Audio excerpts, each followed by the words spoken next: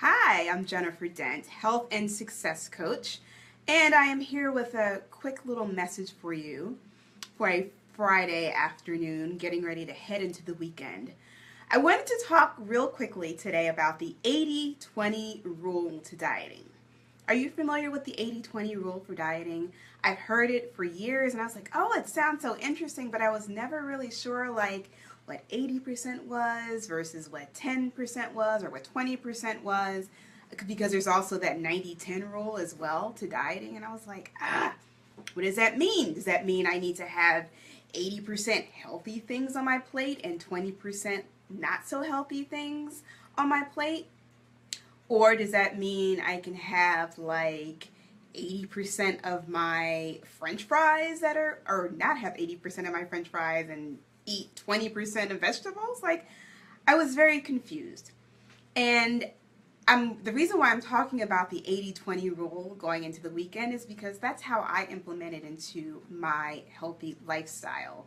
I don't do diets. I got off of the diet roller coaster recently when I became a holistic health coach after 20 years of trying every freaking diet known to man.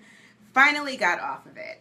And I've learned to implement some very basic healthy rules into my own personalized lifestyle that work for me.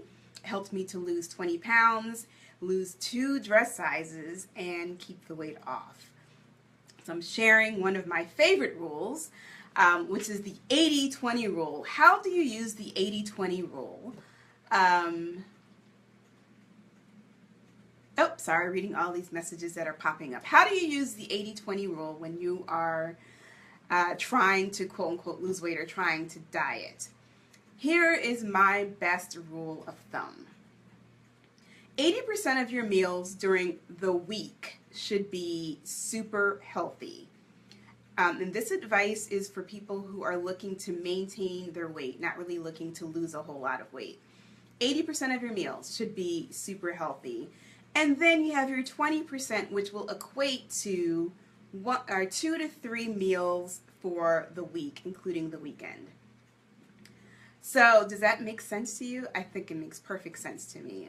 Trying to maintain your weight, 80% of your meals, Monday through Friday, should be really, really clean and good. And then you have your 2 to 3 meals where you kind of veer off track. So you go to happy hour tonight on Friday. That would be considered one of your not healthy meals. Or you maybe have a family dinner on Saturday night that you're wanting to indulge in. Fine, enjoy that social time with your family. Family is important. That bonding time is really, really important. So that would be your 2 to 3. Now, if you are trying to drop some weight, and as a health coach, a lot of my clients are trying to lose that 10, 20, 30 pounds. This is what I tell them. I do not believe in deprivation. You cannot depend on willpower to lose the weight. You need to think sensibly, and you also need to plan ahead. So one of the things that you can do when you're planning ahead is consider, all right, this 90-10 rule. So for people who are trying to lose weight should follow the 90-10 rule. 90% of my meals are clean, unprocessed food, delicious, healthy food that you cook at home, things that agree with your digestive system. That is the majority of your meal. 90% of your meals should be, 90% of your meals for the week should be just like that. 10% will equate to 1 to 2 meals for the week. So personally for me, I like to just stick to the 90-10 rule all the time. So back in the day when I was trying to will the weight off of me and following all these crazy diets, I would be hyper focused, super strict during the week. Monday through Friday, breakfast, lunch, dinner, I had my 2 snacks, I was on it. I followed whatever that diet plan, I followed it to a T. I measured everything, I weighed everything, I was hyper focused on following that one diet perfectly. But then I got to Friday, going to happy hour, start my weekend off. I was exhausted from trying to be so strict with my eating. So I would just lose it. And I would just like go to town. So Friday, happy hour, roll into Saturday morning brunch with my girlfriends, which roll into Saturday night date night, go out to another restaurant. And Sunday, it was like, whatever, I'll start again on Monday. And so basically, I sabotaged all the good work I did during the week in a weekend period. I don't want you to do that. That's why I want you to follow the 90-10 rule. 10% of your meals can be your fun meals. I don't like to use the word cheat because that seems like, you know, you're doing something bad by eating a French fry or having a glass of wine. No, that is your fun food, your enjoyable food, the food you go out when you're socializing and you're enjoying your company and the food is just great and you're just having a wonderful time.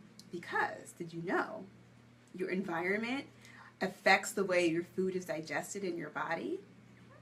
Very interesting, right? As a health coach, I am all about the mind-body connection.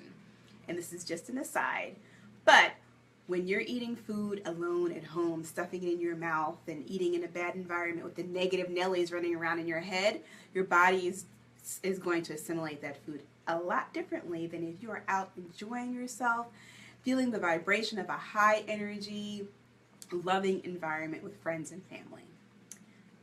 Just an aside. Okay, so back to the 10% rule. 10% of your meals should be your fun food. And to me, that is 1 to 2 meals during the week.